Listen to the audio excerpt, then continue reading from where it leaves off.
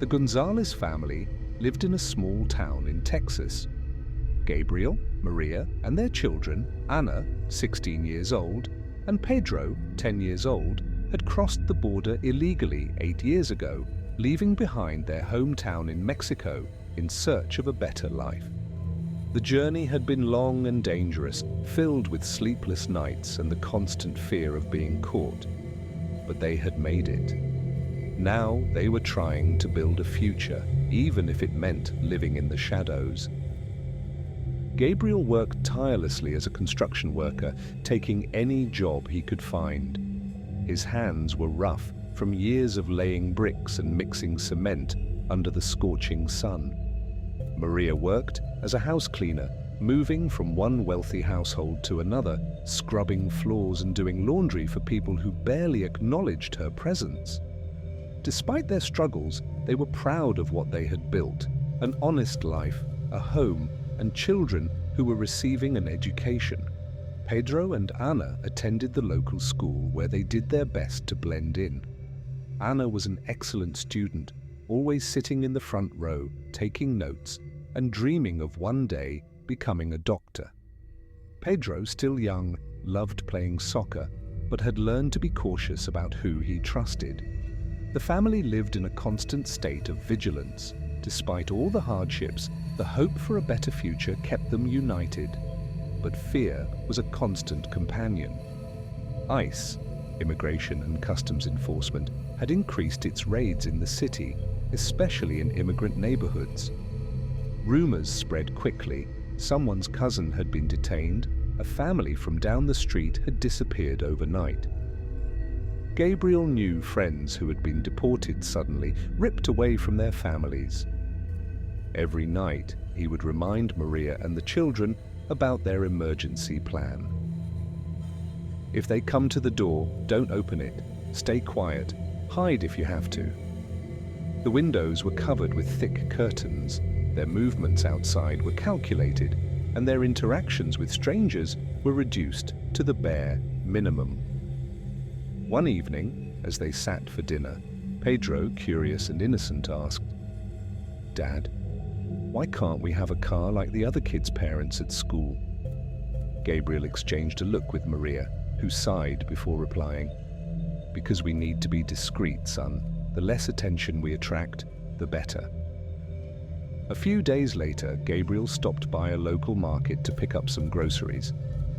As he reached for a bag of rice, his heart nearly stopped. A wanted poster was pinned to the wall, featuring photos of undocumented immigrants. And there, among them, was his own face. His hands trembled as he quickly left the store. He knew what this meant. They were being hunted.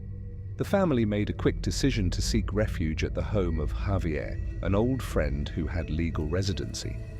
Javier welcomed them in, offering a safe space, but even then the fear did not subside. "We'll be fine," Gabriel assured the children. "But you must be careful. No questions at school, no talking to strangers." But something was off. Agent Harris, one of the ICE leaders in the city, seemed to have a personal interest in the family. Gabriel began noticing him more often, at construction sites, near Maria's workplaces, even parked on their street. He was always watching, always waiting.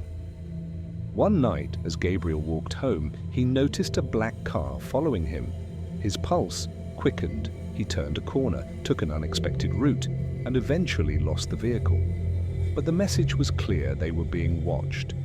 2 nights later, a shocking crime rocked the town. Robert Hayes, a wealthy and influential businessman, was found dead in his mansion, shot multiple times.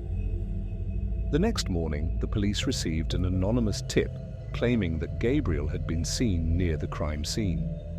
At dawn, ICE stormed Javier's house. Gabriel was handcuffed roughly, his children screaming as they watched. "He didn't do anything," Maria pleaded, but her cries were ignored. In the interrogation room, Gabriel tried to explain, "I don't even know this man. Why would I be near his house?"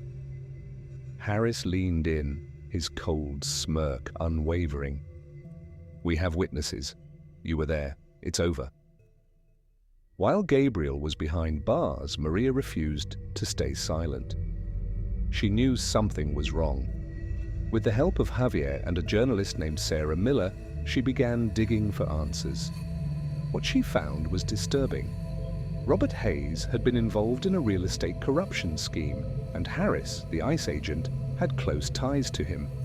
More than that, Hayes had enemies, powerful ones. Then came the breakthrough. Security footage from a nearby business showed something shocking. Harris himself had been outside Hayes's mansion on the night of the murder. Maria's hands trembled as she watched the footage. He set us up. He needed someone to take the fall. Maria and Sarah acted quickly. They sent the evidence to a trustworthy prosecutor, while Sarah prepared an explosive news report. Then Maria did something bold. She confronted Harris directly at the police station. "I know the truth," she said, throwing a folder of evidence on his desk. Harris paled, his confidence faltering for the first time. But it was too late. The news had already broken. Federal authorities arrived within hours. The scandal was too big to cover up. Harris was arrested. With Harris exposed, the case against Gabriel collapsed. ICE was forced to release him. When he stepped out of the detention center, Maria and the children ran into his arms.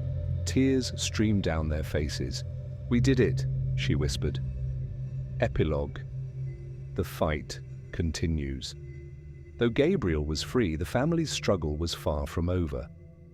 They now had to fight for legal residency. With the help of a lawyer, they began the long battle for citizenship, knowing that the road ahead would not be easy. As they sat together in their small home, the weight of the past weeks still heavy on their shoulders, Gabriel looked at his family and said, "Freedom comes at a price, but we will never stop fighting." Maria held his hand. "Together, we can do anything." And with that, the Gonzalez family faced the future with courage, ready to build the life they had always dreamed of.